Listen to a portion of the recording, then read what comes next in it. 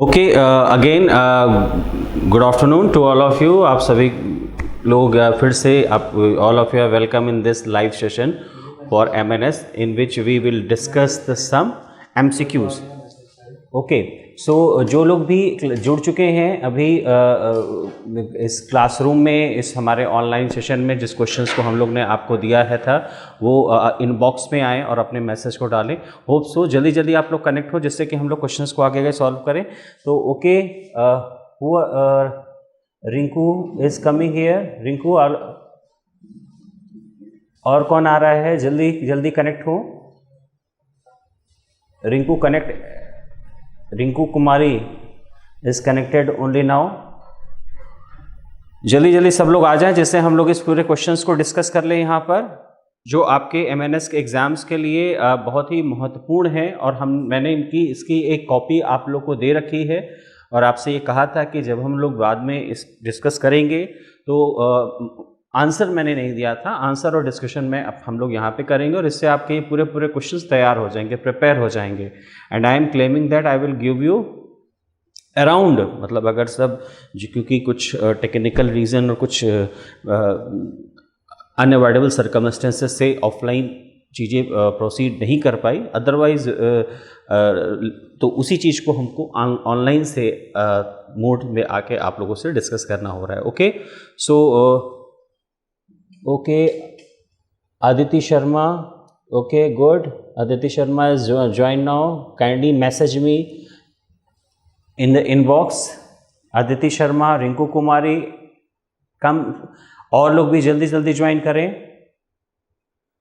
Come and join as soon as possible now because current session is going on.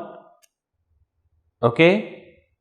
So hope so Aditi and Rinku, all of you are doing well and preparing well for your examination. Are you there? आप लोग वहां पर हैं?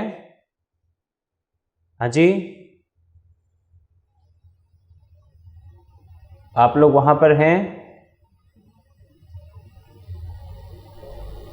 Okay, तो right now I am getting late, so I am going to start my session. Okay, तो हम लोग यहाँ पर आप सभी लोग जुड़ जाएं, आप सभी लोग जल्दी जल्दी जुड़ जाएं, जल्दी जल्दी जो कनेक्ट हो जाएं जिससे कि हम अपने सेशन को स्टार्ट कर सकें। जो क्वेश्चंस हैं जो आपके MNS के लिए हैं बहुत इंपॉर्टेंट हैं, उस क्वेश्चंस को हम लोग यहाँ डिस्कस सकें। तो kindly join as soon as possible wherever you are, you have to be notified time and schedule. Kindly join us as soon as possible. Kindly join us as soon as possible. Aditi, anyone else is here? Okay, तो मैं अपने session को शुरू करता हूँ। ठीक है, हम लोग 1 by 1 क्वेश्चन डिस्क्राइब करते हैं। होप सो आप लोग जल्दी जल्दी जुड़िए। ठीक है, तो आज हम लोग बात करेंगे पहले क्वेश्चंस की जो मैंने आपको दिया था। Which among the following is not a carnivorous plant? Which among the following is not a carnivorous plant, है ना, ये हम लोगों ने बात करी थी। Which among the following is not a carnivorous plant, जिसमें था pitcher plant, Venus fly trap, waterwheel plant and marshmallow. तो ये 4 ऑप्शंस आपको दिए गए थे कि इनमें निम्नलिखित में से इनमें से कौन है जो कि कीट भक्षी पौधा नहीं है, कीट भक्षी पौधा नहीं है यानी इंसेक्टिवरस प्लांट नहीं है। और वो कौन कौन सा था आपका? वो ये था ना, विच among the following is not a carnivorous plant, यानी कि निम्नलिखित में से कौन है जो कीट भक्षी पौधा नहीं है, वो जो इंसेक्टिवरस प्लांट नहीं है। आपको सही आंसर बताना था, तो सही आंसर इसका है D, Marshmallow. Only this plant is not an insectivorous plant, यानी कि केवल ये जो पौधा है ना वो कीट भक्षी पौधा नहीं है। इसके छोड़कर बाकी सारे जो पौधे हैं वो कौन है? कीट भक्षी पौधे, इंसेक्टिवरस प्लांट है ना। Getting my point. आपसे पूछा गया था कि which among the following is not a carnivorous plant, इनमें से कौन है जो कार्निवरस प्लांट नहीं है, कीट भक्षी पौधा नहीं है। तो इस कीट भक्षी पौधे में हमने देखा कि कौन केवल इंसेक्टिवरस प्लांट नहीं है, मार्शमैलो जो है वो इंसेक्टिवरस प्लांट नहीं है। Which among the following is not a carnivorous plant, तो marshmallow is not a carnivorous plant. Why? और मैंने इसके सबके साथ एक डिस्क्रिप्शन भी दिया है आपको, मैंने इन सबके साथ एक डिस्क्रिप्शन भी दिया है आपको, यानी कि आप कभी भी इसकी कॉपी अगर आपके पास होगी तो जो कुछ हम यहाँ डिस्कस कर रहे हैं, जो कुछ हम यहाँ पर आपको बताएंगे, जो कुछ हम यहाँ पर नरेट करेंगे वो आपको यहाँ पर लिखा भी हुआ है, जिससे आप अपने घर पे जहाँ पर भी हो तो वो सारी बातें उसको लर्न कर सकते हैं, उसको देख सकते हैं और उसको देख के वो डिस्कस कर सकते हैं। तो ये सारा कुछ है जो आप यहाँ पर इस तरीके से कर सकते हैं। ओके, तो हियर इज अगेन जो मैंने आपको नोट्स दिया है, marshmallow is not a carnivorous plant whereas pitcher plant, Venus flytrap and waterwheel plant are carnivorous plant. Carnivorous plant derive some of the most of their nutrient from trapping and consuming animals or protozoan, typically insect and other arthropods. ठीक है, तो ये हम लोगों ने थोड़ी सी बात कही है कि जो प्लांट है, जो कार्निवरस प्लांट है, जो कीट बच्ची जो पौधे होते हैं, ये पहला तो ये है कि मार्शमैलो जो है इनमें से कीट बच्ची पौधा नहीं है, और ये इस प्रश्न का सही जवाब है, ये इस प्रश्न का सही आंसर है. ठीक है, लेकिन Marshmallow is not a carnivorous plant, ये इस प्रश्न का सही जवाब है कि आंसर डी जो है इसमें से सही है, राइट है. लेकिन उसके बाद आपको बताया गया है कि जो पिचर प्लांट है जो कि कीट बच्ची पौधा है, वीनस फ्लाईट्रैप जो कि कीट बच्ची पौधा है, और वाटरवेल प्लांट है जो कि कीट बच्ची पौधा है, ये सारे जो है ये कीट बच्ची पौधे हैं, कार्निवरस प्लांट है. Carnivorous plant derive some of the or most of their nutrient from trapping and consuming animals. इन्होंने कहा है कीट बच्ची पौधे जो होते हैं वो क्या करते हैं कि एक अपने पोषण का कुछ या पूरा भाग जो है वो कहाँ से करते हैं. Carnivorous plant derive some of the some or most of their nutrient from trapping and consuming animals or protozoan. यानी ये अपने पोषण का थोड़ा या पूरा भाग जो है, जो जंतु हैं, जो प्रोटोजोआ हैं, उनको ट्रैप करके, उनको पकड़ के, उनका भक्षण करके ही लेते हैं. ठीक है, और इसमें एनिमल्स में जो है प्रोटोजोआ होते हैं जो कि एक कोशी जीव हैं, प्रोटोजोआ हैं, इंसेक्ट्स हैं, टिपिकली इंसेक्ट हैं, कीड़े मकोड़े हैं, और दूसरे आर्थ्रोपोडाज हैं. तो ये इस क्वेश्चन को हम लोगों ने अभी डिस्कस किया है कि विच among the following is not a carnivorous plant, इनमें से कौन है जो कार्निवोरस प्लांट नहीं है. तो आपका पहला है कि इसमें से marshmallow is not a carnivorous plant, whereas pitcher plant, Venus flytrap and waterwheel plant are carnivorous plant. Carnivorous plant derive some or most of their nutrient from trapping and consuming animals or protozoan, typically insect and other arthropods. Okay, तो ये एक इस प्रश्न का सही जवाब है जो कि आपने देखा. ठीक है, इसमें किसी को आई होप किसी को कोई कन्फ्यूज़न नहीं होगा. ओके, किसी को कन्फ्यूज़न नहीं होगा. तो right now Diksha is joining here. Diksha, okay, तो this is the question and this is the right answer. तो पहले क्वेश्चन का जो सही जवाब है, which among the following is a not a carnivorous plant, इनमें से कौन है जो कीट बच्ची पौधा नहीं है, तो आंसर डी है जो इसका सही जवाब है, मार्शमैलो. और बाकी इसमें कुछ डिस्क्रिप्शन दे रखा है. ठीक है, तो आगे बढ़ते हैं. दूसरा एक क्वेश्चन आपके सामने आ रहा है और ये क्वेश्चन कह रहा है hodophobia is a fear associate with which of the following. ठीक है, ये आपसे कह रहा है कि hodophobia is a fear associated with which of the following. यानी होडोफोबिया नाम का जो है एक जो डर है वो किससे संबंधित है. ठीक है, वो पहला ऑप्शन है ए स्लीपिंग, यानी ए सोने से संबंधित है, सोने से डर जिसको लगे. बी वॉकिंग, यानी जिसको चलने से डर लगे, टहलने से डर लगे. सी ट्रैवलिंग, यानी घूमने से जिसको डर लगे. और डी रनिंग. तो इसका जो सही जवाब है वो सही जवाब क्या है, इसका सही जवाब आपका है the right answer for it is travelling, यानी सी जो है इसका सही जवाब है. सी इसका राइट आंसर है, ट्रैवलिंग, घूमना. ठीक है, तो इसको मैंने नोट्स दिया है थोड़ा. इसमें लिखा है hodophobia is also referred as to travel phobia or fear of travel. यानी जो होडोफोबिया है वो वास्तव में क्या है कि ये घूमने से संबंधित है, भ्रमण करने से संबंधित है. भ्रमण करने से जिसको डर लगता है उसको बोलते हैं hodophobia. Some people are afraid to leave home while others fear certain form of transportation. यानी कुछ लोग होते हैं जो कि आपका घर को जिनको छोड़ने में डर लगता है या एक जगह से दूसरी जगह जाने में डर लगता है, उनको होडोफोबिया होता है. It can be overcome by mixture of therapy and action you can take. इसलिए ये चीज़ें हैं जिनको एक जगह से दूसरी जगह जाने में डर लगता है या घूमने में डर लगता है, भ्रमण करने में डर लगता है, तो उनको जीवन में बड़ी समस्याएं उठानी पड़ती हैं. तो इसको हम लोग बहुत सारी थेरेपी से दूर कर सकते हैं. तो hope so you get the point, you get the discussion, you find the answer here. और ये आपको साथ जो क्वेश्चन है और उसके साथ ये जो आंसर है, जो नोट्स है, इससे आपको बहुत ही सुविधा मिलेगी, बहुत ही हेल्प मिलेगा, है ना। हम लोग ने इसको क्वेश्चंस को मैंने कहा था कि आप इसको करेंगे और इससे आपको काफ़ी हेल्प मिलेगी। Okay, right now so okay, तो right now viewers come soon and join soon because right now we are going to solve most of the important question for the MNS exam. यानी आप सभी लोग आए, जल्दी जल्दी आए। Why all of you are getting late, क्यों आप लोग इतना लेट कर रहे हैं? जल्दी जल्दी आए जिससे कि हम लोग ढेर सारे क्वेश्चंस को सही जिसको ढेर सारे क्वेश्चंस को जल्दी जल्दी सॉल्व कर सकते हैं। और अगर किसी को कोई क्वेश्चंस है, किसी को कोई प्रश्न है, किसी को कोई कन्फ्यूज़न है, किसी को भी किसी तरीके का डाउट है, तो मेरे इनबॉक्स में आ जाए, मेरे इनबॉक्स में वो आके मैसेज करें। Kindly message me if you have any doubt regarding the questions. Okay, तो फिर अब हम क्वेश्चन नंबर 3 की ओर चलते हैं। हम क्वेश्चन नंबर 3 की ओर चलते हैं। तो क्वेश्चन नंबर 3 क्या है? क्वेश्चन नंबर 3 आपसे पूछा है कि which of the following plant have respiratory root, which of the following plant have the respiratory root, यानी कि निम्नलिखित में से कौन सा एक पौधा है जिसके पास श्वसन के लिए जड़ें होती हैं। Which of the following plants have respiratory root? A marshy plant, B mangroves, C epiphyte and D submerge hydrophytes. यानी मार्शी प्लांट जो कि दलदली भूमि में होते हैं, है ना, मैंग्रोव्स होते हैं, एपीफाइट अधिपादप जिनको बोलते हैं, सबमर्ज हाइड्रोफाइट जो कि उसमें जल में आधा जुड़े होते हैं। तो इस तरीके से है। तो यहाँ पर हम देख रहे हैं कि which of the following plants have respiratory root. Okay, तो जल्दी जल्दी लोग और जुड़े, जल्दी जल्दी लोग जुड़े। Swati, Aditi and Diksha, connect soon, more people as soon as possible है कि। तो यहाँ पर हम देख रहे हैं, तो यहाँ पर जब देख रहे हैं तो बात कर रहे हैं which of the following plants have respiratory root? Marshy plant, B mangrove, C epiphyte, D submerge hydrophyte. तो इसका सही जो आंसर है वो है मैंग्रोव्स। मैंग्रोव्स है। Respiratory root are found in aquatic plant and plant which grow on marshy areas. यानी respiratory roots होती हैं जो जड़ें होती हैं जो श्वसन से संबंधित होती हैं, जिसमें कि रेस्पिरेशन होता है। तो वो जो है जितने भी जलीय पौधे हैं और ख़ास तौर से जो दलदली भूमि में जो पौधे उगते हैं उनमें जो है ऐसी जड़ें पाई जाती हैं, उनमें ऐसी जड़ें उपलब्ध होती हैं, उनमें ऐसी जड़ें पाई जाती हैं।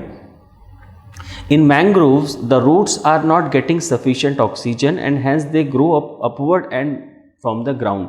यानी कि जो मैंग्रोव्स जो पौधे होते हैं, दलदली भूमि में जो पौधे होते हैं, तो उनका जो रूट्स हैं, वो जो जड़ हैं, उनको ऑक्सीजन नहीं सप्लाई होती है, उनको ऑक्सीजन सप्लाई नहीं होती है और इसीलिए उनको ऑक्सीजन सप्लाई नहीं होती है और इसीलिए वो जो है वो ऊपर की ओर अपवर्ड डायरेक्शन में उठते हैं और अपवर्ड डायरेक्शन में उनको जो है अपवर्ड डायरेक्शन होडोफोबिया। ओके, अभी क्वेश्चन आया है होडोफोबिया का क्वेश्चन आया है कि होडोफोबिया के बारे में बातचीत आप लोग कर रहे हैं। तो होडोफोबिया ये है। होडोफोबिया, होडोफोबिया क्या है? Hodophobia is a fear associate with which of the following? Sleeping, walking, travelling, running. तो आंसर है क्या? Travelling is the right answer. Travelling is the right answer. Means जो होडोफोबिया है वो एक तरह का बीमारी है जिस बीमारी में लोगों को भ्रमण करने से डर लगता है, एक जगह से दूसरी जगह जाने में डर लगता है, या उनको एक फियर होता है ना। तो इस बीमारी को बोलते हैं, क्या बोलते हैं? इस बीमारी को बोलते हैं hodophobia. Okay Aditi, clear? Your query is clear?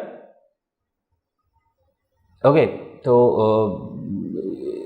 जो होडोफोबिया है, होडोफोबिया क्या है? होडोफोबिया एक तरह की बीमारी है जिसमें आपको ट्रैवलिंग करने से डर लगता है। ये पूरा नोट आपका लिखा हुआ है। Hodophobia is a fear associate with which of the following? तो इसका सही जवाब है ट्रैवलिंग, यानी भ्रमण करना, घूमना। ठीक है।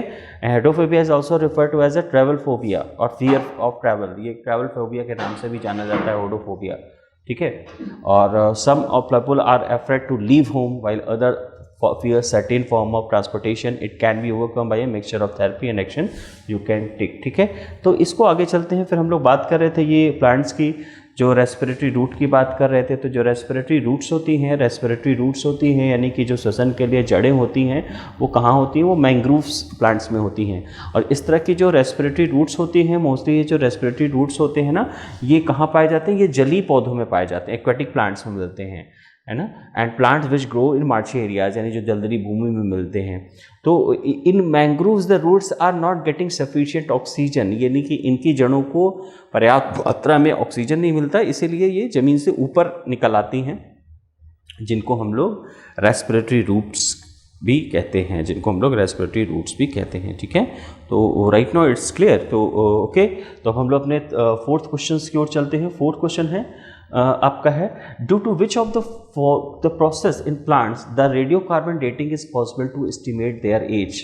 ठीक है, due to which of the process in plant the radiocarbon dating is possible to estimate their age. A growth, B chemosynthesis, C photosynthesis and D assimilation. यानी कि यहाँ पर आपसे पूछा गया है कि पौधों में ऐसा कौन सा प्रक्रम है जिसकी सहायता से हम उनकी उम्र को मापते हैं, रेडियोकार्बन डेटिंग के कारण संभव जो होता है उनकी उम्र को मापा जाता है। तो उसमें आपको 4 ऑप्शन दिए हैं। पहला है ग्रोथ है, यानी कि वृद्धि है। दूसरा केमोसिंथेसिस है, यानी रासायनिक संश्लेषण है। तीसरा फोटोसिंथेसिस है, यानी कि प्रकाश संश्लेषण है। और चौथा है एसिमिलेशन, यानी कि स्वांगीकरण। ये 4 ऑप्शन आपको दिए हुए हैं और इनमें से ये बताना है कि कौन सा ऐसा प्रक्रम है जिसकी सहायता से हम जो रेडियोकार्बन डेटिंग है वो हम करके उनकी उम्र को जानते हैं, पौधों की उम्र को जानते हैं। तो यहाँ पर हम देख रहे हैं कि ये जो फोटोसिंथेसिस है, ये फोटोसिंथेसिस का जो प्रक्रम है, ये फोटोसिंथेसिस ही है जिसकी सहायता से हम पौधों की उम्र को जान सकते हैं, फोटोसिंथेसिस क्या होता है? Photosynthesis is the process by which all green plant can make their own food. यानी कि प्रकाश संश्लेषण वह क्रिया है जिसके द्वारा सारे हरे पौधे अपना भोजन बनाते हैं।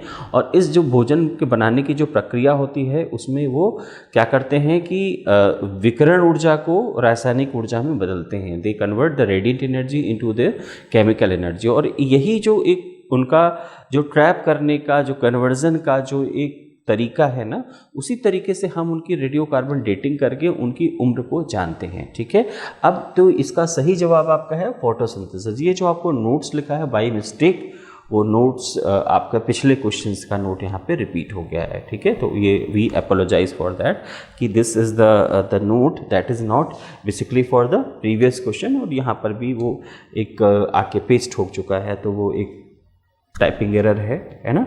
तो हम लोग इस बात को जान चुके हैं ना कि इस प्रश्न का सही जवाब क्या है। आपको लगा है due to which of the process in plant the radiocarbon dating is possible to estimate their age, यानी कि किस एक प्रक्रम के सहायता से हम पौधों में रेडियोकार्बन डेटिंग करके उनकी उम्र का आकलन कर सकते हैं। तो उनकी उम्र का आकलन किस एक प्रक्रम के द्वारा कर सकते हैं? प्रकाश संश्लेषण यानी फोटोसिंथेसिस के द्वारा, जो कि इसका सही जवाब है ना, फोटोसिंथेसिस के द्वारा। क्यों फोटोसिंथेसिस के द्वारा? और फोटोसिंथेसिस क्या है, प्रकाश संश्लेषण क्या है? जैसा कि नाम से स्पष्ट है, प्रकाश संश्लेषण यानी कि सारे हरे पौधे सूर्य के प्रकाश की उपस्थिति में भोजन का निर्माण करते हैं। और सूर्य के प्रकाश की उपस्थिति में वो क्या करते हैं, क्योंकि उनके अंदर क्लोरोफिल पर्णहरिम होता है, तो वो आपका रेडिएंट एनर्जी यानी कि विकिरण ऊर्जा को कन्वर्ट कर लेते हैं किसमें? केमिकल एनर्जी में कन्वर्ट कर लेते हैं। और इसी प्रक्रम के द्वारा हम लोग उनका रेडियोकार्बन डेटिंग करके उनकी उम्र को जानते हैं। तो hope so all of you are getting the my point. Okay, चलो आगे चलें। सभी लोग जुड़ चुके हैं, फिर से जल्दी जल्दी आएँ और अपने क्वेश्चंस को हम लोग जो है उसको सॉल्व करते हैं। जल्दी जल्दी आएँ, उसके बाद करते हैं।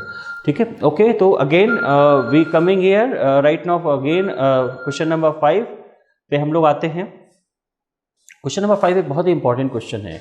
Question number 5 is very important question, and in question number 5, which of the following part of the body store vitamin A, vitamin D as well as vitamin B12? बहुत important question है कि हमारे शरीर पे ऐसा कौन सा भाग है जो विटामिन ए को, विटामिन डी को और विटामिन 12 को, B12 को स्टोर करता है, संचित करता है। हमारे शरीर में ऐसा कौन सा भाग है जो कि विटामिन ए को, विटामिन डी को और विटामिन B12 को संचित करता है, यानी उसमें वो चीज़ें संरक्षित होती हैं, संचित होती हैं। ठीक है, तो आपका सही जवाब कौन सा है? आपको दिया है A brain, B liver, C pancreas, D red blood cell, यानी कि आपका पहला आपका मस्तिष्क है, फिर यकृत है, फिर आपका अग्नाशय है, फिर लाल रुधिर कोशिकाएं हैं। तो इसका जो सही उत्तर है वो क्या है? लिवर, यानी कि यकृत।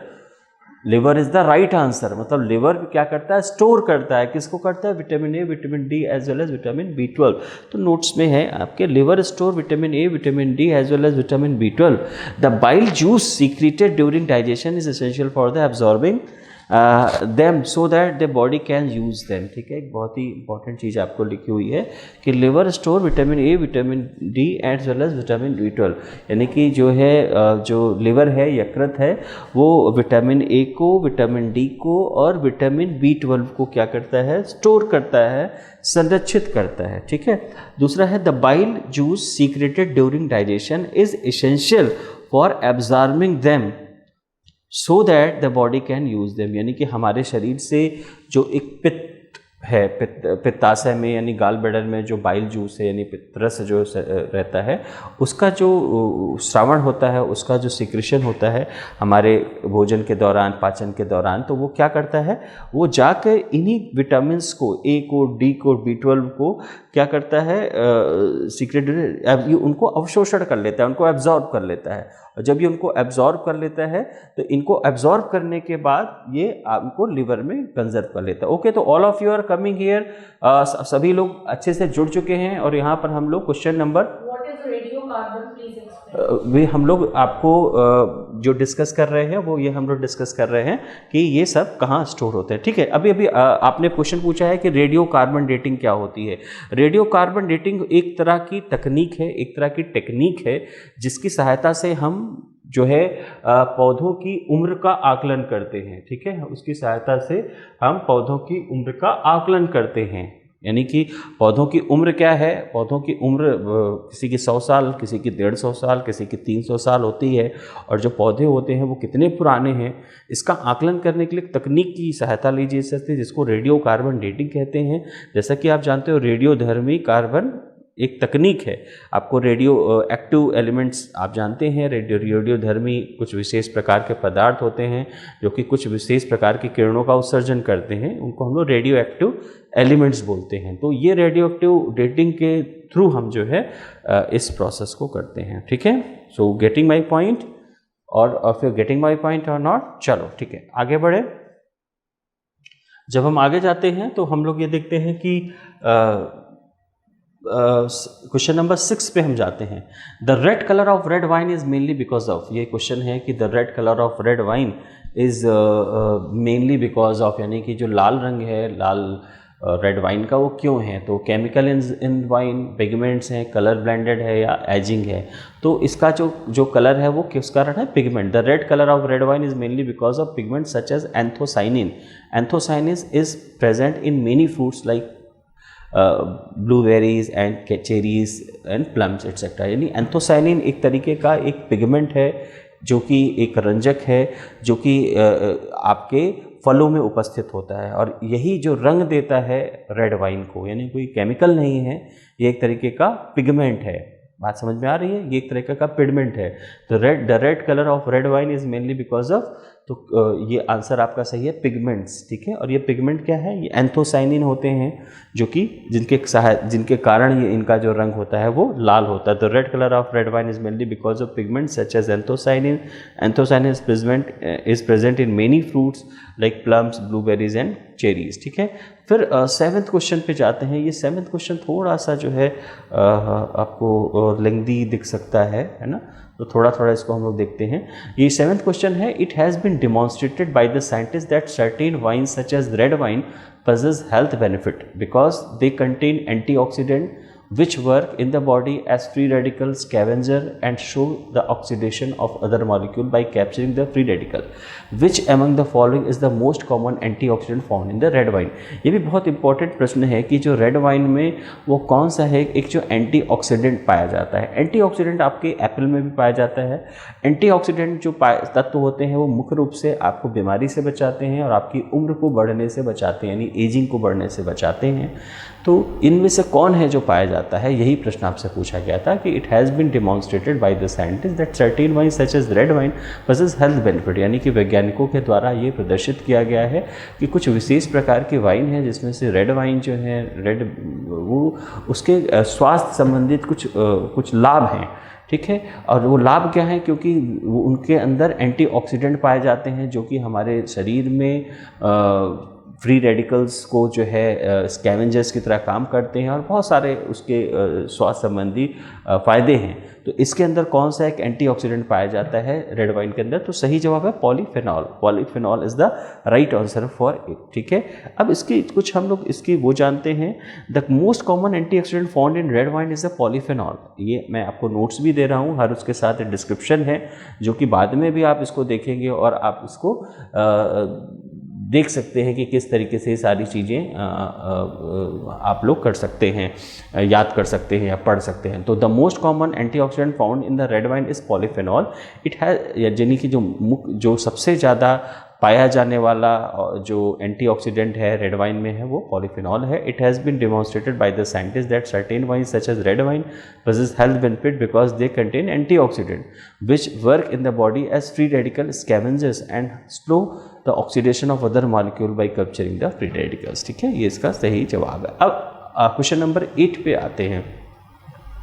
क्वेश्चन नंबर 8 आपसे क्या पूछ रहा है? क्वेश्चन नंबर 8 आपसे पूछ रहा है anaesthesia which allow patient to undergo surgery without the distress and pain they would otherwise experience has been practiced by man since ancient times. Which among the following plant is the most ancient source of anesthesia preparation? पहला है opium, ओपे, अफीम, cannabis, धतूरा and Coca. ये सारे आपके options आपको दिए गए हैं। तो ये बड़ा इंपॉर्टेंट क्वेश्चन है। वो इंपॉर्टेंट इसलिए है क्योंकि आप जानते हैं कि आजकल जितनी भी सर्जरीज़ होती हैं यानी ऑपरेशंस होते हैं या कोई भी चिकित्सा होती है जिसमें हम बॉडी के अंदर कोई सर्जरी करते हैं तो उसमें हम लोग पेशेंट को एनेस्थीसिया देते हैं। एनेस्थीसिया दे के क्या होता है कि पेशेंट को दर्द नहीं होता है, पेशेंट को पता नहीं चलता है और पेशेंट को तकलीफ़ नहीं होती है और कोई भी जो कि शरीर के अंदर शल्यक्रिया होती है, ऑपरेशन होता है, वो कर लिया जाता है। अब पुराने समय में, जब पुराने प्राचीन समय में हम लोग उस एनेस्थीसिया जो लोगों को दिया, पुराने समय में भी चिकित्सा होती थी, शल्य चिकित्सा होती थी, तो उस समय किस तरीके से लोगों को एनेस्थीसिया दिया जाता था और उसमें क्या इस्तेमाल होता था, वही यहाँ पर आपसे प्रश्न पूछा गया। तो इसका जो सही जवाब है वो क्या है? ओपियम। ओपियम यानी अफीम, इसका is the right answer for that, है ना। ये क्या है? एंड इसका नोट्स है anaesthesia which allow patient to undergo surgery without the distress and pain they would otherwise experience has been practiced by man since ancient time. Opium is the most ancient source of anaesthesia preparation, ठीक है। अब फिर हम लोग question number 9 पे जाते हैं। Hope so question number 8 को आप लोग समझ चुके हैं। अब हम लोग बात करेंगे क्वेश्चन नंबर 9 की। Okay, everybody here right now? सभी को बातें समझ में आ रही हैं? हम लोग जो बात कर रहे हैं वो उस प्रश्नों के बात कर रहे हैं जिसको मैंने आपको आपके वेकेशन, होली वेकेशन से पहले आपको दिया था और ये कहा था कि इसको हम लोग डिस्कस करेंगे, इसको हम लोग डिस्कस करेंगे, है ना। कहाँ डिस्कस करेंगे? क्लास में डिस्कस करेंगे। अब चूंकि वो क्लास, ऑफलाइन क्लास पॉसिबल नहीं हो रही है ड्यू टू पेंडेमिक, वो ऑफलाइन क्लास पॉसिबल नहीं हो रही है ड्यू टू पेंडेमिक, इसीलिए हम लोग इसको ऑनलाइन मोड पे ये क्लास आपसे कर रहे हैं, भाई ये बात आपसे कर रहे हैं, ठीक है। बात समझ में आ रही है ना? तो ये इसलिए हम लोग इससे करें। तो hope so everyone getting the points, ठीक है। हम लोगों ने 8 प्रश्न डिस्कस कर लिए हैं। क्वेश्चन नंबर 9 पे हम लोग हैं। तो क्वेश्चन नंबर 9 क्या कह रहा है? क्वेश्चन नंबर 9 कह रहा है which among the following does not fall in the category of morbid fear और फोबिया। बहुत अच्छा प्रश्न है। Which among the following does not fall in the category of morbid fear और फोबिया, यानी वो ये कह रहा है कि इनमें से कौन ऐसा है जो कि किसी भी डर के श्रेणी में नहीं आता है। इनमें से कौन एक ऐसा है जो कि डर की श्रेणी में नहीं आता है, ठीक है। ये प्रश्न ये कह रहा है निम्नलिखित में से कौन है ऐसा जो कि डर की श्रेणी में नहीं आता है। फोबिया का मतलब होता है डर, जैसे एक होता है हाइड्रोफोबिया। हाइड्रोफोबिया का मतलब क्या होता है? जिसको जल, पानी से डर लगता है। कुछ लोग होते हैं ना, उनको पानी से डर लगता है, हाइड्रोफोबिया हो गया, तो उसको बोलते हैं फोबिया है। किसी को एग्जाम फोबिया होता है, उसको परीक्षा आती है तो उसको डर लगने लगता है। किसी को जल, पानी पीने से डर लगने लगता है। तो हम सभी को कुछ ना कुछ डर होता है। किसी को ऊंचाई से डर हो लगता है, पहाड़ चढ़ने से डर लगता है कि अरे पहाड़ पे चढ़ेंगे गिर जाएंगे। तो सबको अपने अपने आप में कोई डर होता है। तो ये यहाँ पर इतने डरों के नाम दिए गए और इसमें से कहा गया है कि कौन ऐसा है जो कोई डर नहीं है, कोई डर जैसा कुछ नहीं है उसमें, है ना। बाकी तो डर हैं। तो आपका आंसर है photophobia. B is the right answer, that is the photophobia. ये किसी भी तरीके का डर नहीं है। बात समझ आ रही है? ये किसी तरीके का डर नहीं है। गेटिंग माई पॉइंट और not? Everybody here is getting my point और नॉट? सब लोग सब मेरी बात समझ रहे हैं कि नहीं? All of you are getting my point ना? तो यहाँ पर कौन सा है? ये है फोटोफोबिया। फोटोफोबिया क्या है? Photophobia is not a fear. Photophobia पहली बात किसी तरीके का डर नहीं है। It is excessive sensitivity to light and aversion to sunlight और वेल लिट प्लेसेस, है ना। क्लॉस्ट्रोफोबिया यानी कि जो फोटोफोबिया है वो किसी तरीके का डर नहीं है, पहली बात। तो ये है क्या? It is excessive sensitivity to light and the aversion of to sunlight और वेल लिट प्लेसेस। ये क्या है? ये कि जो है अतिरिक्त या बहुत अधिक मात्रा में संवेदना होती है किसके? प्रकाश के प्रति, उसको हम लोग फोटोफोबिया कहते हैं। ठीक है। Claustrophobia is a fear of confined places, algophobia is a fear of pain, anthophobia is a fear of flowers. यानी कि बाकी जो फ्लावर फोबिया है उसके बारे में आपको बताया गया है कि जो क्लस्ट्रोफोबिया होता है, यानी जो क्लस्ट्रोफोबिया है is a fear of confine, किसी विशेष जगह से लोगों को जो डर होता है उनको क्लस्ट्रोफोबिया बोलते हैं। कन्फाइंड प्लेसेस से यानी कि बहुत ही सक्रिय जगहों से जिनको डर होता है। फिर आपका एल्गोफोबिया होता है। एल्गोफोबिया क्या होता है? ये दर्द होने से डरते हैं कि मुझे दर्द होगा, इंजेक्शन लगेगा तो दर्द होगा, ऐसे डरते हैं। एंथोफोबिया क्या है? एंथोफोबिया ये फूलों से डरते हैं, लेकिन फूल से भी डरते हैं। ये एक बड़ी बात है कि जो जिसको फोबिया होता है वो किसी ना किसी चीज़ से डरता है। तो आई थिंक ये क्वेश्चन हम लोगों ने डिस्कस कर लिया है। So everyone here right now we are going moving ahead for our next question. ठीक है, आगे की ओर बढ़ते हैं। किसी को कोई क्वेश्चंस हो तो अपने क्वेश्चंस आप इनबॉक्स में डाल दें। ठीक है। 10 question number 10 is here, consider the following. यहाँ पर बात करी गई है। आई थिंक कुछ टेक्निकल प्रॉब्लम तो नहीं आ रही है आप सभी को? आई एम यहाँ पर सब कुछ ऑडिबल है ना? आप सभी को प्रश्न दिख रहे हैं ना? ये सारे प्रश्न आपके पास हार्ड कॉपी में भी हैं। आप लोग अपनी अपनी जो हार्ड कॉपी है जो आपको दी गई थी वो लेके बैठेंगे, बात फिर से सुनेंगे। यहाँ पर एवरीवन हियर, अदिति, स्वाति, खुशबू, ज्योति, अंजलि। ठीक है, तो आप लोग क्या करेंगे? यहाँ पर आपको जो शीट दी गई थी ना, जो शीट आपको डिलीवर की गई थी, जो शीट आपके पास थी जिसमें प्रश्न थे, उस प्रश्न को लेके बैठना है। कोई बिना प्रश्न के नहीं बैठेगा। तो आपको ये सारा कुछ समझ में आएगा और अपने जो आपने क्वेश्चंस किए थे वो आप मैच कराओगे कि आपने कितने सही जवाब दिए थे। और अगर नहीं जो सही जवाब दिए थे तो यहाँ सर आप अपने राइट आंसर मिला लें और उसको पढ़ लें, उसको समझ लें, उसको जान लें। ठीक है, तो अभी हम लोग जो बात कर रहे थे वो किसकी बात कर रहे थे? दीक्षा इज कमिंग। दीक्षा, सभी लोग अपने चीज़ों को कॉपी पे अपने मार्क कर लेना। तो यहाँ पर हम लोग बात करें, कंसीडर द फॉलोइंग। पहला, 1, crop rotation helps in avoiding building up of pathogen. Number 2, crop rotation avoid excessive depletion of soil nutrient. Number 3, crop rotation involve alternative cultivation of cereal like wheat. ठीक है, तो इसमें पूछा गया है कि which among the following statement are correct, यानी उपर्युक्त में से कौन सी बातें हैं जो सही है। तो पहला पूछा गया क्रॉप रोटेशन, यानी क्रॉप का फसलों का जो एक परिवर्तन किया जाता है, रोटेशन किया जाता है, परिवर्तन किया जाता है, वो हमको किस चीज़ में हेल्प करता है? वो पहला तो हमको हेल्प करता है जो पैथोजेंस होते हैं, जो कीड़े मकोड़े होते हैं, जो कीट होते हैं, उनको अवॉइड करने में। दूसरा, crop rotation avoid excessive depletion of soil nutrient, यानी जो क्रॉप रोटेशन होता है उससे जो मृदा है यानी मिट्टी है उसमें जो पाए जाने वाले पोषक तत्व हैं उनका क्षरण कम होता है। तीसरी चीज़ है, crop rotation involve alternative cultivation of cereals like wheat.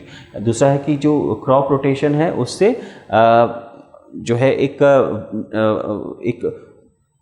Alternative cultivation of cereal like, उससे हम उससे हम लोग उस एक वैकल्पिक एक व्यवस्था बना सकते हैं कुछ, जिसके अंतर्गत हम कुछ और अनाज की खेती कर सकते हैं। तो विच among the above statement of correct, इनमें से कौन सही है? तो इसमें पहला और दूसरा यानी ए ऑप्शन सही है, यानी कि A option is the right answer, जो ये बता रहा है कि इस स्टेटमेंट में पहला और दूसरा सही है। पहला क्या है? Crop rotation help in avoiding the building of the pathogen, यानी कि जो क्रॉप रोटेशन है यानी फसलों का जो चक्रीकरण है, फसलों का जो एक प्रक्रम के तहत उनमें बदलाव करके उनको भूमि में उगाया जाता है, वो हमको क्या करते हैं, वो हमको इस चीज़ के लिए जितने भी माइक्रोब्स हैं, पैथोजेंस हैं, उनको अवॉइड करते हैं। दूसरा crop rotation, avoid excessive depletion of soil nutrient, यानी जो क्रॉप रोटेशन है उससे जो है आप मृदा के पोषक तत्वों के क्षरण को बचाते हैं। ठीक है, तो ये सारी चीज़ें थी जो क्वेश्चन नंबर हम लोगों ने देखा था, क्वेश्चन नंबर 10 में थी। अब हम लोग आगे चलते हैं। तो all of you are getting the point. I think we have discuss 10 question today. Right now we are moving for the question number 11। Okay, question number 11 क्या कह रहा है? तो देयर आर अल्टरनेटिव, ये उसी का कुछ नोट्स है। There is alternative cultivation but cereal with the crops. This is basically done by alternating the deep rooted crop and shallow rooted crop in the alternation. तो यहाँ पर दिखाया गया कि किस तरीके से there is alternation cultivation. Alternation cultivation का मतलब क्या होता है? यहाँ पे चक्रीकरण होता है फसलों का। तो फसलों के चक्रीकरण तो होता है, there is alternation cultivation but cereal with other crop, लेकिन अनाज का दूसरे तरह के एक ही तरीके के जो जाति प्रजाति से चक्रीकरण नहीं होता है, हमेशा दूसरी प्रजाति की जाति के द्वारा चक्रीकरण होता है। एक प्रजाति है, दूसरी प्रजाति है, उसके भी अपने फायदे हैं। This is the basically done by altering the deep rooted crop and shallow rooted crop in alternation। एक बहुत ही महत्वपूर्ण बात आपको बताई है कि ये जो है जो एक चक्रीकरण है फसलों का, तो फसलों के चक्रीकरण में दो तरह की फसलें ली जाती हैं, वो दोनों विभिन्न तरह की होती हैं। उनमें खास बात ये होती है, एक डीप रूटेड होती है, एक शैलो रूटेड होती है, यानी एक की जड़ें गहराई में जाती हैं, ऐसे पौधे लिए जाते हैं, दूसरे की जड़ें बहुत गहराई में नहीं जाती, छिछली होती हैं। ऐसे दो तरह के पौधों को लिया जाता है कि जिनका चक्रीकरण किया जाए। बहुत ही महत्वपूर्ण बात है, ये बहुत इंपॉर्टेंट पॉइंट। क्यों? ये एक टाइम हमारे पास उसको उस तरीके से डिस्क्राइब करने का नहीं है, लेकिन जिनकी जड़ें गहरी होती हैं ना, वो मिट्टी से बहुत कुछ ले लेती हैं, बहुत महत्वपूर्ण तत्व ले लेती हैं, और जिनकी जड़ें कम होती हैं वो कम देती हैं। और अगर आप एक ही जैसे पौधे उगाएंगे तो उनकी जो आवश्यकताओं की जो उनकी आवश्यकता है, उनके बीच में कंपटीशन होगा, प्रतिस्पर्धा होगी, और मिट्टी में पोषक तत्वों का क्षरण होगा। ठीक है, आगे की ओर चलें। अब आगे की ओर चलते हैं। क्वेश्चन नंबर 11 है, बहुत ही इंपॉर्टेंट क्वेश्चन है। Which among the following help to determine the character of a cell, यानी कि लिखा है कि निम्नलिखित में से कौन किसी भी कोशिका के लक्षणों को निर्धारित करता है? निम्नलिखित में से कौन किसी भी कोशिका के लक्षणों को निर्धारित करता है? तो पहला है न्यूक्लियस, दूसरा है क्रोमोसोम, तीसरा है जीन्स और चौथा है प्लाज्मा।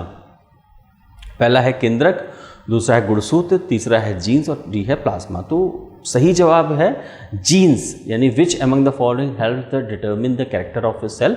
तो सही जवाब होगा आपका C, that is gene. Genes help to determine the character of a cell.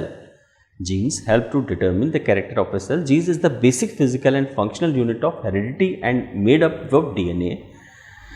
Some of the gene act as instruction to make molecule called proteins. तो बहुत ही महत्वपूर्ण बात है जो मैंने आपको बताई है। पहला है gene help to determine the character of cells, यानी जो जीन होते हैं वो कोशिकाओं के लक्षणों को निर्धारित करने में मदद करते हैं, पहला। दूसरा, gene is the basic physical and functional unit of heredity. तो जीन क्या है? वो एक आधारभूत भौतिक और रचना, यानी कि एक कार्यकी रूप से एक इकाई है आनुवंशिकी की। कौन इकाई है? जीन इकाई है भौतिक और आनुवंशिक रूप से, भौतिक और कार्यकी रूप से आनुवंशिकी की। and made up of DNA. Gene is the basically a segment of DNA. Smallest segment of DNA is known as the gene. यानी जो जीन होता है DNA का एक सूक्ष्म खंड होता है।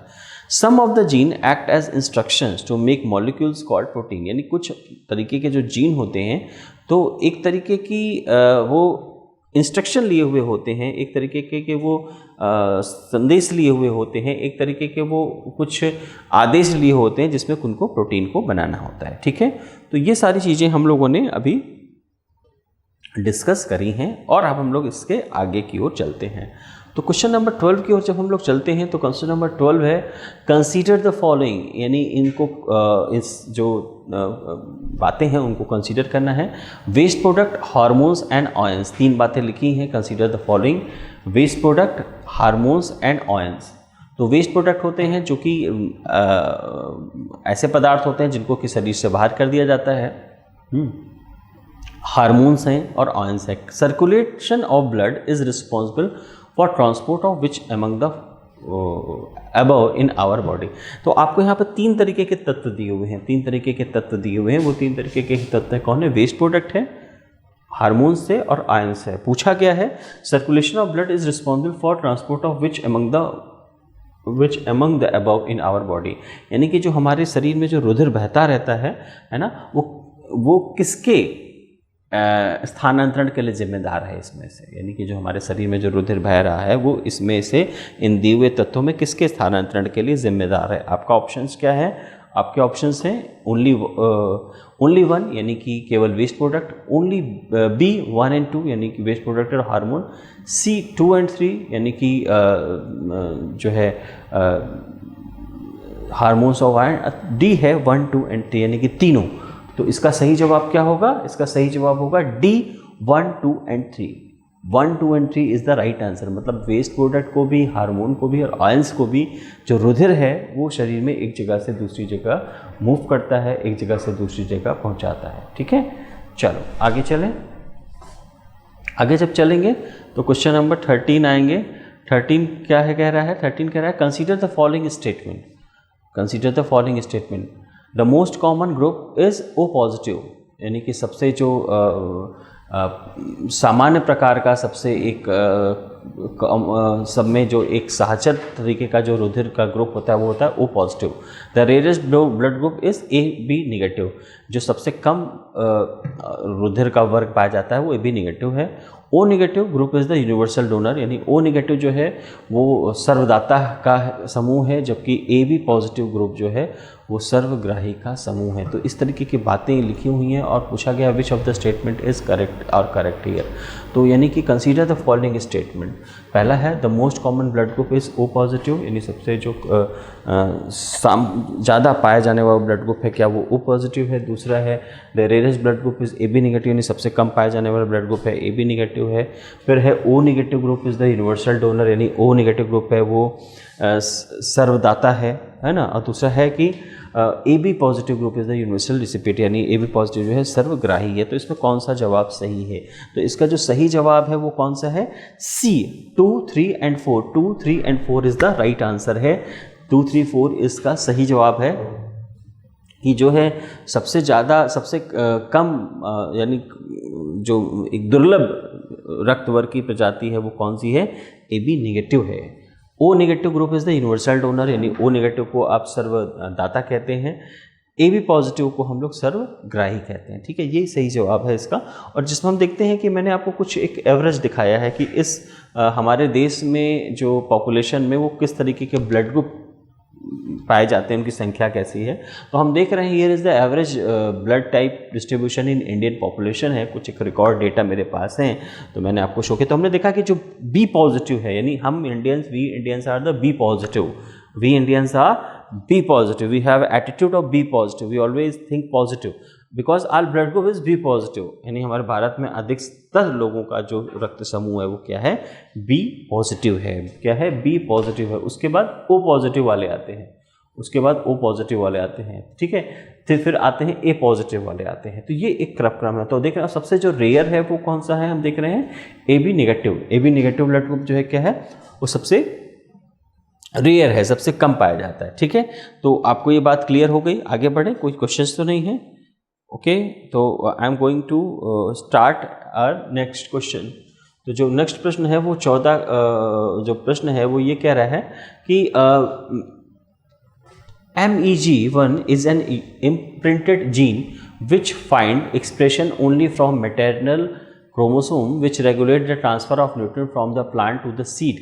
This gene has been discovered in, यानी एक तरह का जीन है MG1 is an imprinted gene which find expression only from maternal chromosome which regulate the transfer of nutrient from plants to the seed. This gene has been discovered in, यानी जो MG1 के नाम का जो एक बहुत इम्प्रेंट gene है ये एक तरीके से अपनी को व्यक्त करता है केवल ऐसे पदार्थों से जो कि मैटरनल क्रोमोसोम से, यानी माता से जो गुणसूत्र मिलता है उससे करता है। ये निर्धारित भी करता है, किसको रेगुलेट करता है, किसको? Transfer of nutrient from plant to the seed, यानी कि पोषक तत्वों को पौधों से बीजों तक। This gene has been discovered in, ये जीन डिस्कवर्ड किसमें किया गया है? मेज में, यानी मक्के में, ठीक है। आगे चलें। Pest resistant cotton commonly known as BT cotton is genetically engineered by inserting a gene from a. बहुत महत्वपूर्ण क्वेश्चन है ये बहुत इंपॉर्टेंट क्वेश्चन है। इस तरह के क्वेश्चंस आपको एग्जाम में मिलेंगे, करंट भी है में भी आ सकते हैं, बायो के भी उसमें है। तो एक बड़े ही ये सब क्वेश्चंस बहुत ही बेहतरीन होते हैं, बहुत इंपॉर्टेंट होते हैं, क्योंकि करंट में भी आपसे पूछे जा सकते हैं। ये करंट में भी आ सकते हैं आपसे, करंट साइंस, करंट इवेंट्स में भी आते हैं, और वैसे भी आपसे पूछे जा सकते हैं। तो ये क्या कह रहे हैं, ये आपसे क्या कह रहे हैं? ये आपसे ये कह रहे हैं कि pest resistant cotton commonly known as BT cotton genetically engineered by inserting a gene from a, यानी कि जो पेस्ट रेजिस्टेंट कॉटन है, यानी कि जो कीड़े मकोड़े हैं उनको रोकने वाला जो एक कॉटन है, यानी कपास है, उसका नाम है बीटी कपास, बीटी कॉटन। उसको बनाने के लिए जो एक हम उनको जेनेटिकली जो हम उनका अभियांत्रिकी करते हैं, उनको हम जेनेटिक रूप से अभियांत्रिकी करते हैं, वो हम ऐसे कौन से जीन हैं जिसको हम उनका इंजीनियर करते हैं। तो इसका सही जवाब बताना है A bacterium, B virus, C micro algae, D protist. तो इसका सही जवाब क्या है? A bacterium. तो bacterium is the right answer for it. तो bacterium is the right answer for it. Bacterium is the right answer for it, है ना। तो बैक्टीरियम इसका सही जवाब है, बैक्टीरियम इसका सही जवाब है, ठीक है। आगे चलें। तो bacterium is the right answer for it, ठीक है। The pest resistant cotton commonly known as BT cotton is genetically engineered by inserting a gene from a. तो ये सही जवाब होगा आपका, pest resistant cotton commonly known as BT cotton is genetically engineered by inserting a gene from a. यानी कि जो हम पेस्ट रेजिस्टेंट, यानी कि जो है कीड़े मकोड़े रोधी, जो हम बीटी कॉटन को जो बनाते हैं हम, तो उसको हम किस तरीके से तैयार करते हैं, किसके जीन को हम उसमें एक इंसर्ट करते हैं, डालते हैं, जिससे कि वो बेहतर हो सके। तो इसमें हम लोग बात करते, इसमें किसका जीन होगा? आंसर है ए बैक्टीरियम का, आंसर है ए बैक्टीरियम का, ठीक है। तो this is the right answer. Pest resistant cotton commonly known as BT cotton is genetically engineered by inserting a gene from a bacterium. Okay, तो आज हम लोगों ने यहाँ पर 15 सवालों को देखा है, 15 सवालों को सॉल्व किया है, 15 क्वेश्चंस को डिस्कस किया है आपसे। ये 15 क्वेश्चन आपके आने वाले एग्जामिनेशन के लिए बहुत ही महत्वपूर्ण है। और भी प्रश्न हैं, मैंने आपको 50 क्वेश्चंस दिए थे जो आपके लिए इम्पोर्टेंट हैं, और इनके साथ मैंने आपको डिस्क्रिप्शन भी दिया है, हर क्वेश्चंस को डिस्क्रिप्शन दिया है। तो हम लोग यहाँ पर अपने सेशन को एंड करते हैं। So all of you are here, hope so कि जो हमने प्रश्न आपसे डिस्कस किए हैं वो आपको समझ में आए होंगे, वो आपने देखे होंगे, वो आपने जाने होंगे, और आपको हार्ड कॉपी भी मिली है, और हर प्रश्न के साथ कुछ डिस्क्रिप्शन भी दिया हुआ है। तो उनको पढ़ते रहें, क्वेश्चन को पढ़ें, तो एक प्रश्न से कम 4 क्वेश्चन आपके सॉल्व हो जाएंगे। यानी एक क्वेश्चन अगर आप सॉल्व करेंगे तो 4 क्वेश्चन सॉल्व करेंगे। 15 सॉल्व किया तो 60 क्वेश्चन का मैटर आपके पास कंक्रीट रूप से पहुंच चुका है। और इसी तरीके से जो बाकी क्वेश्चन हैं जो आपने सॉल्व किए हैं, जिसका डिस्कशन हमने नहीं किया है, वो हम लोग अपने अगले लाइव सेशन में आएंगे। और आप सभी से रिक्वेस्ट है कि जब लाइव सेशन हो तो टाइम से सभी लोग प्रेजेंट हो। होप सो आप लोगों ने बहुत सारा जानकारी, बहुत सारी चीज़ों का लाभ उठाया होगा। All of you have learn lot and get benefit from this question, ठीक है। फिर भी अगर किसी को कोई प्रश्न है तो अपने क्वेश्चंस को उस तक पहुंचाएंगे इनबॉक्स में डाल के। थैंक यू, धन्यवाद, थैंक यू।